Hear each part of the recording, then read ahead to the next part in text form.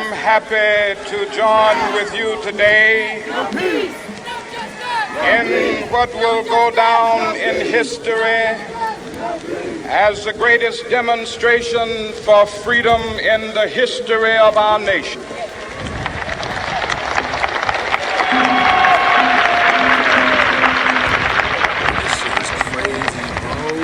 Five score years ago, a great American in whose symbolic shadow we stand today signed the Emancipation Proclamation. This momentous decree came as a great beacon light of hope to millions of Negro slaves who had been seared in the flames of withering injustice. It came as a joyous daybreak to end the long night of their captivity. But 100 years later, the Negro still is not free. 100 years later, the life of the Negro is still sadly crippled by the manacles of segregation and the chains of discrimination. 100 years later, the Negro lives on a lonely island of poverty. I have a dream that one day this nation will rise up and live out the true meaning of its creed. We hold these truths to be self-evident, that all men are created equal.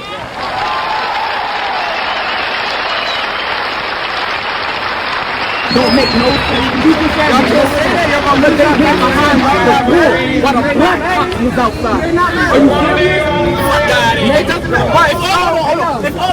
Jesus died for one specific race, and that's period. Facts. Period. His people. His people. Younger generation, and that's us. That's us. African Americans, we ain't got no tradition. We got Christmas.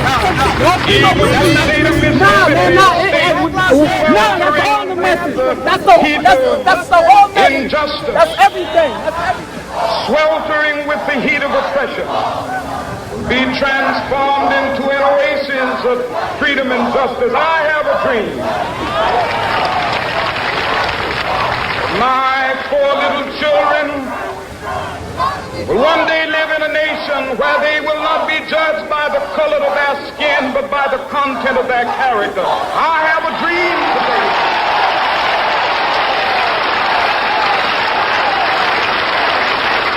I have a dream that one day, down in Alabama, with its vicious racists, with its governor having his lips dripping with the words of interposition and nullification.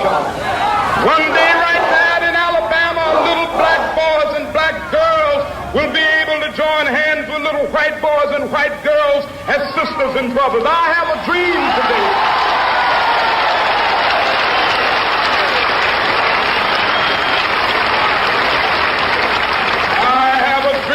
One day every valley shall be exalted, and every hill and mountain shall be made low. The rough places will be made plain, and the crooked places will be made straight. And the glory of the Lord shall be revealed, and all flesh shall see it together.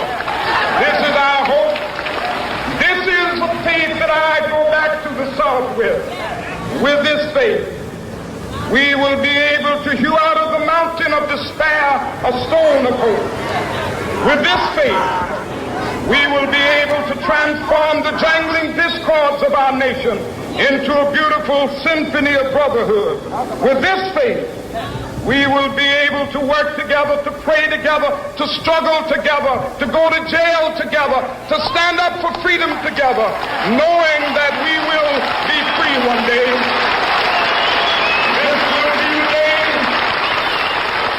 This will be the day when all of God's children will be able to sing with new meaning, my country, tears of thee.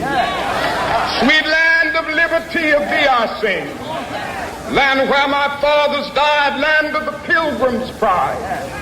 From every mountainside, let freedom ring. And if America is to be a great nation, this must become true. And so let freedom ring.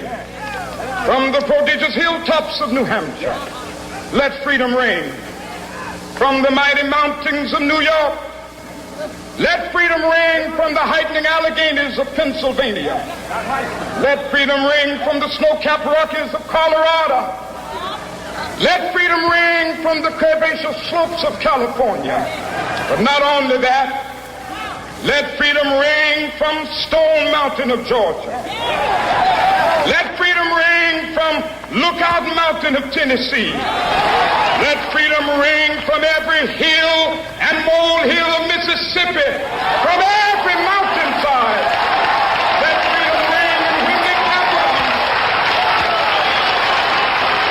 when we allow freedom ring, when we let it ring from every village and every hamlet, from every state and every city, we will be able to speed up that day when all of God's children, black men and white men, Jews and Gentiles, Protestants and Catholics, will be able to join hands and sing in the words of the old Negro spiritual, free at last, thank God Almighty.